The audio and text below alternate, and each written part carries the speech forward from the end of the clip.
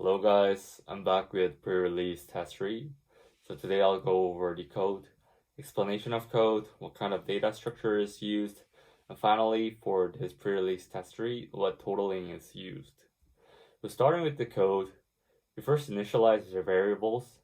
So this variable total passengers is used to keep track of all the passengers for all the times, and total money for all the money earned for all the trains, and high storing, which will store the train time with the highest number of passengers, and high, which is a variable that will store that highest number of passengers.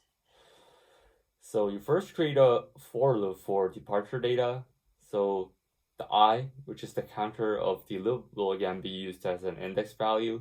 So you would add all the passengers for departure trains to the total passengers, and all that corresponding money earned for each time to the total money.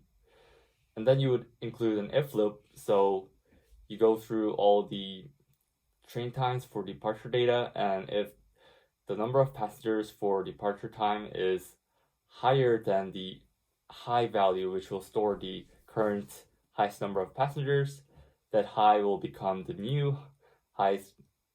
That high will store the new highest number of passengers for that time, and highest journey will store the corresponding train time, not the number of passengers.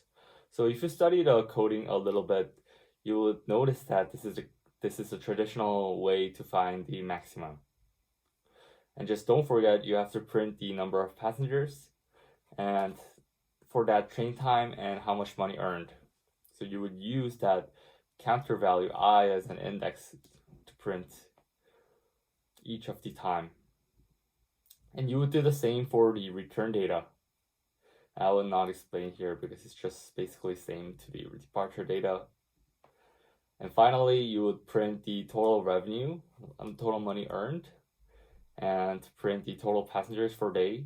But interestingly, you have to divide the total passengers variable by 2, because the number of people going up and down will be the same. Finally, you would print the journey with the most passengers and that time for that journey. So to formally explain the code according to the question, you will first initialize variables total passengers and total money and set them to 0. Then initialize variables high and highest journey and set them to 0 to keep track of the journey with the most passengers. Then create a first for loop with 4 repeats. In the for loop, use the counter of it as an index value to add passengers and money taken in each departure train to each totals. Compare the current element of number of passengers with the variable high, and if the number is higher, that number becomes the new high.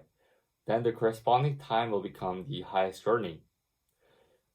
Then don't forget to output current time and corresponding number of passengers and money elements within arrays with suitable description and end the loop. And create the same loop for return trains. And finally, you would output total passengers divided by 2 for printing total passengers for the day, and output highest journey with suitable description. And that'll be end of task 3. So to examine what kind of data types are used in the pre-release task 3. So first variable is use. What kind of variable is used? The first variable used is total passengers, and the data type is integer, and you will store the total passengers for the day.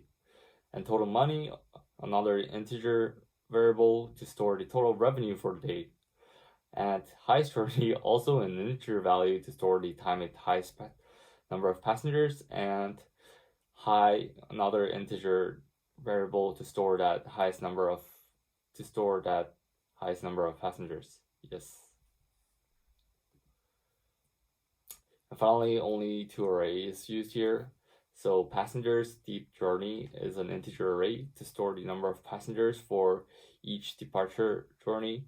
So you haven't got a chance to look at this array in the previous tasks, because the previous task only deals with how many number of tickets that are left, but I converted that into passengers deep journey, the number of passengers for each time. So assuming like this in task 3, which will be much more easier for writing the code. And also you have the passenger's read journey, another integer array for storing the number of passengers for each return time.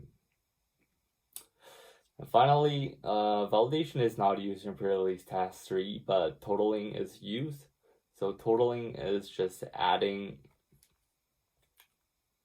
certain element to a variable that will keep track of the total value of something. So you're adding passengers departure journey to total passengers. So again, plus equal sign means total passengers equal total passengers plus passengers deep journey, but you could shorten that in Python. So totaling the passengers for the whole day, and you would do that for the money also. So totaling the money for the whole day. So I hope this video helped you, and if it helped you, please press like and subscribe. Thank you.